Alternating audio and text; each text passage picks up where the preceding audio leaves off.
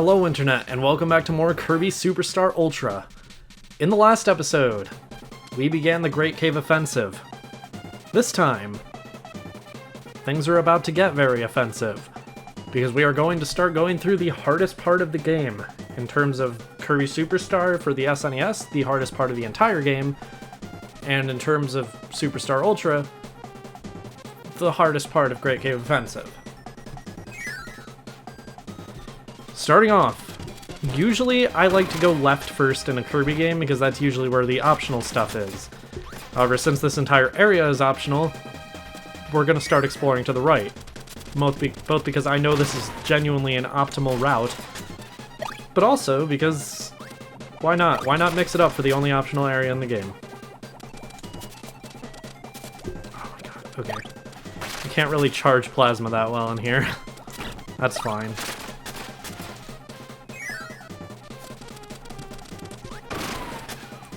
We have these bomb seeds here. We're going to want to watch out for these. We will get our first treasure for the area in this room. We're going to need mirror anyway. Can't really do anything with plasma to break this. This is a good time to show off that mirror can reflect things. That's what they do, after all. You won't usually use mirror for that purpose, though. You'll find the unicorn's horn here. It would be pretty valuable in real life. I don't know why it's not the most valuable item in the game here. Alright. In this room, you are not going to want mirror.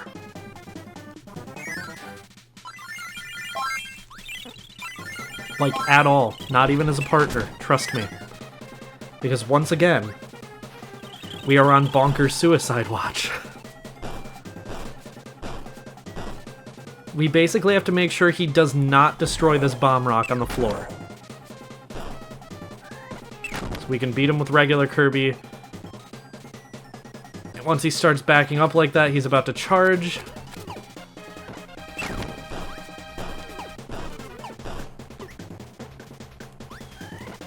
There we go. We want to get hammer here. Hit this switch. Grab ourselves the 3-star cane. Don't know what that's a reference to, but it sounds like it's 100% a reference to something. And now we are going to start heading backwards. This is the first part of the game where backtracking becomes an issue. And honestly, other than like one very minor instance in the future, this is the only like sub-game where it's going to be important to start backtracking at all. And that's kind of annoying. I don't like that this game's design kind of contradicts the rest of the games. However, while I was on my scooter ride before recording today, I realized something about this game and how it's designed. Kirby Superstar Ultra as a whole. Kirby Superstar as a whole, too. The first 3 games in Kirby Superstar Ultra are kind of designed to get you used to all the different ways that copy abilities and everything are supposed to be used. Spring Breeze is just a very easy game to get you into the swing of things. Dynablade, like, prioritizes you having helpers more often. And this game teaches you more about the utility of abilities. As you can see, we had to use hammer to break that peg there. You can also use rock, but we didn't have rock. I guess real optimization would have been carrying rock into here, but whatever. We're gonna use hammer. I want to go above first. In my test playthrough, I went below. And we do also want to grab Burning Leo. Trust me, you want to get fire now. In this room, we have a fight against Jukid. That might be our first time fighting him, actually. I don't remember. I don't think he was in Dynablade or anything. He gives you suplex if you suck him up. And we get a Koopa Shell here. It's just called a turtle shell in the original game, but they decided to hell with subtlety in the DS remake. Alright. So we want to give the fire thing to our partner, because only the partner can light that fuse underwater. Nothing in the game tells you that this is how it works, but again, who cares? Falchion, this is a reference to Fire Emblem. I'm so sorry, Fire Emblem fans, for pronouncing that probably wrong, But also, I don't care about Fire Emblem at the moment, and probably never will. So, whatever, your game is stupid. Go to the end here, we can get a 1-up. And now we have to go through here. This is one of the trickiest rooms in the game, and it's where I experienced my first death. Luckily, thanks to the order we went through these rooms, this is much easier. In my test playthrough, I went against the current in the water, got hit by like 17 Gordos, all in an effort to just try and get this one first. It wasn't worth it. It was not worth it. My notes even say this is by far the trickiest puzzle, regardless of whether we go above or below the water. It's not, now that we're just going through the water.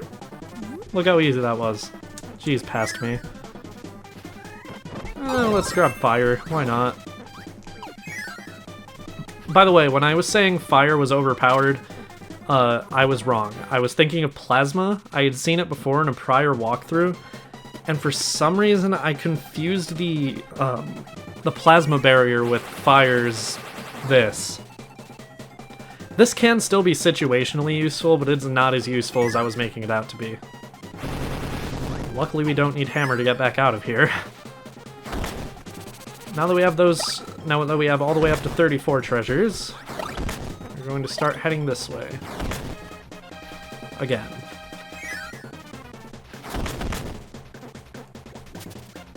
Okay. We need to be very careful in these rooms. The old tower is not only difficult because of how long it is, because it is the longest area in Great Cave Offensive, but because they have a lot of these tight rooms where there's not a lot of room to navigate. Like, you'll be stuck on ladders and stuff, and enemies will come at you. Overall, I think this is the worst designed area in the game. Like, I understand adding challenge to the game, but this is ridiculous, honestly. Nothing reaches the challenge of the old tower throughout the rest of the game. Now that we're in here, we can just hit this and have Bonkers destroy himself, burning Leo weighing me down. Because we already got the treasure. And we have crew in here again. Future me, you better do post-commentary to unspoil what I just said. Because I just said a spoiler. Alright. Destroy Gim. That's what the yo-yo partner is called, and we needed him. Of course we did. Why wouldn't we? There's always time to have yo-yos. Okay, I am getting my ass handed to me right now. Luckily, there is food here. Don't take damage from spikes while you are on a rail car. I got a broken bowl.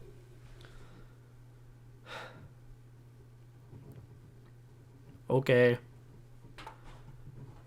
Looks like I'm on track. I need to check my notes every now and again because we are in a harder area of the game. I want to make sure I'm not losing track or missing anything. Okay. So I just need to make sure I have, like, everything for the area on screen at once. But it's not small enough that I can't read it. Apparently there is a treasure in this room that is weird. Or weird to get, rather. This one, probably. Oh, no, it meant the treasure itself. Tut's mask. So King Tut is canon to Kirby, apparently. That's good to know. And also Kirby takes place in Egypt. Good to know. There is that theory that Shiver Star in Kirby 64 is a like post-apocalyptic Earth, which is most likely canon. That door up there, do not go through it. It leads back to the entrance. There are multiple doors like that throughout the old tower, and that's what I mean when I think this place is badly designed. Okay. Okay, we are just getting hit by everything right now. Jesus, Rocky just won't die. Love that guy. This room is funny. Okay. So we want to get over all of these pedestals in order to get Mr. Saturn. This is an Earthbound reference, and Mother, or Earthbound Beginnings, now that it has an official name, and Mother 3. And if we hit these pedestals, we get Sleep Kirby. Contrary to what multiple resources online will say, Sleep Kirby does not heal you in this game. It does in a future game when you get an upgraded version of it. But in this game, no, it just slows you down. But it's so goddamn adorable, so who cares? Alright, so we have 37. Alright. So we need to remember to check along the walls, is what my notes say next. So I guess every time we see a wall, we'll have to check along it. Got Mike Kirby here. Why not? We'll use Mike for a little bit. That's what I meant. Alright. Armor. Awesome. Kirby can wear that now. Here we have a rotisserie chicken. I can never tell what these food are because the sprites are so small. Oh, here's the ethereal star room. As every castle has to have by law. International law. We don't have a lot of castles in America. Although maybe we should. Castles are cool. Got a treasure box here. 100G. Oh, 100,000. 100,000! Alright. We're on track still. I'm not gonna get that Maxim tomato yet because I know for a fact it won't respawn once I do. I remember this next treasure very vividly. Be fast. Not like that, not like that, not like that. Be fast. Get in and out as quick as you can while getting the treasure. If it scrolls past the door, it is an instant death that sends you back to the entrance. Again, bad design. I'm sorry, that's just bad design. They are not giving you any advance warning that that is going to be a fast auto-scrolling room that leads to you getting crushed up against a wall. You cannot convince me for a second that that is good design. Alright. Sure, we'll use Mike just to get rid of a single Samir. And a Samir and whatever that thing is called. I used to have that thing's name memorized more than most enemies, and now I can't remember it. We actually need Ninja here, if my memory serves me, so... yeah, why not? We'll grab Ninja. I don't know if we actually need Ninja Kirby, or if we need Ninja as an ability. Or as a partner, rather.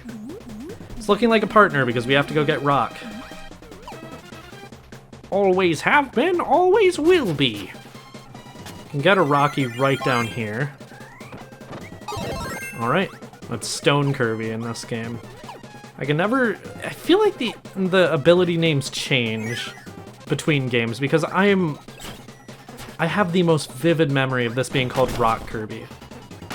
Maybe I'm just thinking of Rocky, but, like, I feel like I'm not. I feel like it's been called Rock Kirby. Maybe I'm thinking of Kirby Right Back At Ya. So I used to really like that show when I was a kid. It was always on around the same time as Sonic X, and I liked Sonic X too when I was a kid.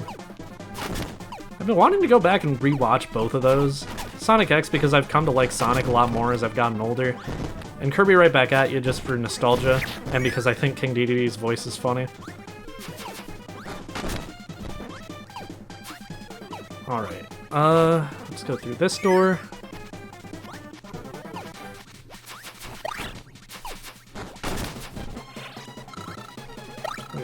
Fudgesicle, or a banana covered in chocolate. I don't know what that was. And this is where we needed Ninja and Rock. I just remembered that we needed that. That's good. It is good that I remembered. And we can actually use Mirror in here for something actually clever. It was clever. We have to use Mirror to reflect a laser not only into Rocky, but to the thing shooting it. And we get the King's Cape in here, which, again, worth way less than it probably would be in real life. Although there aren't a lot of kings that wear capes anymore. Usually kings wear suits and ties now, like every other politician. We don't have a lot of kings, like kingdoms in the world anymore, though. In this room, We want to break this bomb rock after getting an egg sandwich. Sure. Did we need stone to get this treasure? Please tell me there's Rocky in one of these rooms. Yep, okay. That's good design.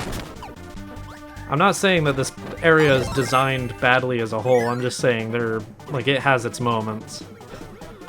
Okay. So if we use rock, we can completely ignore the water current. Grab the gold crown. Nice. That's our 42nd treasure. Which... yeah. According to my notes, with that done, we should have 4,574,940 gold, which we do. So yeah. We head down here. There is another door that leads to the entrance. This is the first one that tricked me on my test playthrough. And I had to walk away from the DS for a little while. That pissed me off. That sucks. Don't go through those. At least not if you want to do the whole area in one go, which usually is my preferred way of going about doing things. Okay, so... alright. By the way, Stone Kirby, I don't know if I've actually gone over it very well yet. Just turns you into an invincible rock. You literally can't take damage like that.